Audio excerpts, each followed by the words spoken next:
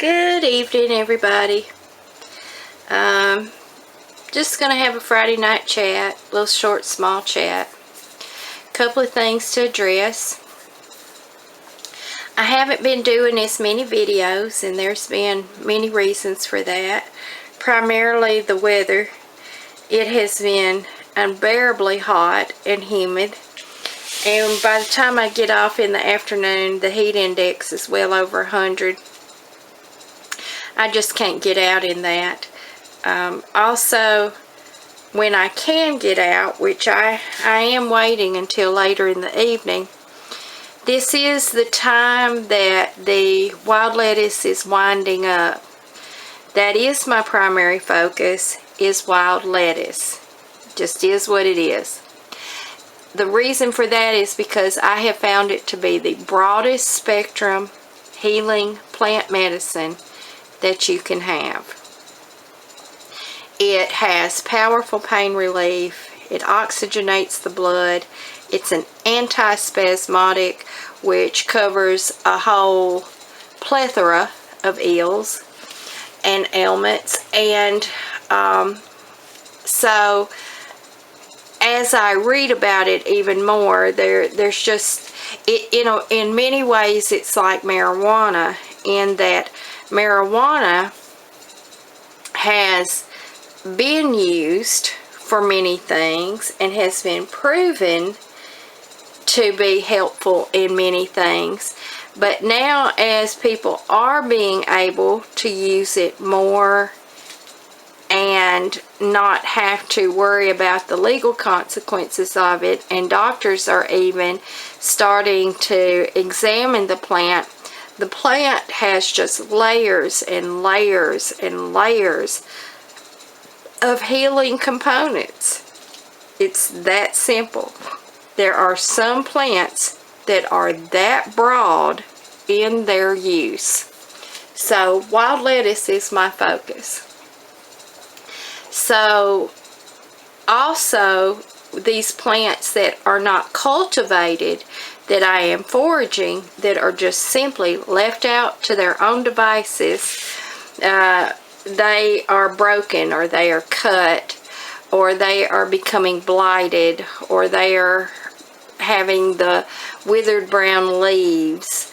There's many different things that are going on with the plant right now. The optimum months to gather wild lettuce are June and July, in my area anyway. So there is more of a shortage going on for me to gather from when I can go out and gather. So there's that going on. Also, we are transitioning from the early part of the summer to midsummer, when we have other plants coming out, like the mimosa that was blooming now has seed pods on it. The passion vine, the passiflora, which the vines are growing every day, plentifully, setting bloom, and some already have fruit on it. That's in my area, so I'm gathering those. Ironweed is starting to come up and set its tops. I will be doing a video on ironweed. We also have goldenrod is about to start blooming.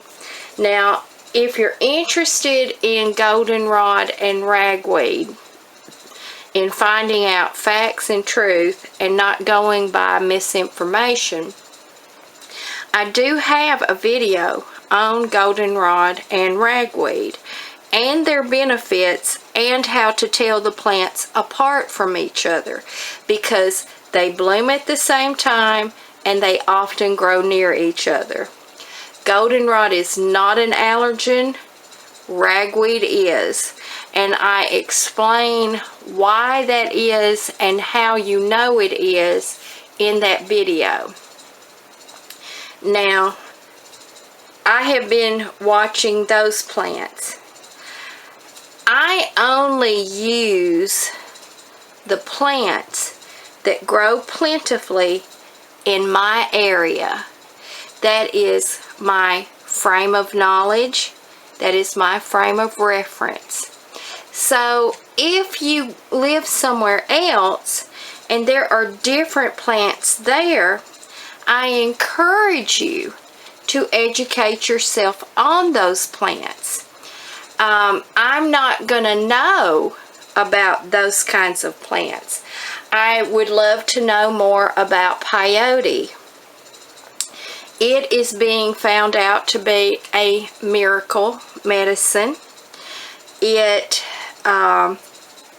is being used for, let me say it right, neurodegenerative movement disorders, which is the ALS, the Parkinson's, dementia, those types of diseases. They are starting to use that for those diseases.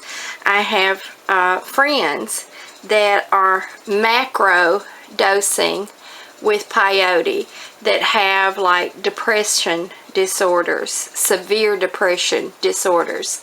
Macro dosing with the peyote, and that is taking the very smallest amount and finding out which point you just gradually increase until you find the point that it does start working for you. And then you leave it at that point. You do not continue increasing. And what they find with peyote is that macro dosing, and then you go months without needing it again, it stabilizes. So there are some things there. I only know that because I do have some friends that are using it, but they have to purchase it in obscure ways. Not going to question that, but it is being a miracle in their lives. But I don't know much more than that about that plant. There are all kinds of plants that grow in different areas. I have no frame of reference for. I have no knowledge of. And I encourage you to learn what benefits you where you are. I think that's the eternal grand scheme, the grand plan by God, is that we use what is put here around us to use. And that's not a collective us. That's not us, humanity. That is you and me, where we stand individually, where we are. Me here in southern Middle Tennessee has different needs and different plants to use than you who are in Maine or Canada or California. You have different needs, you have different plants to use. So learn how to use those plants where you are.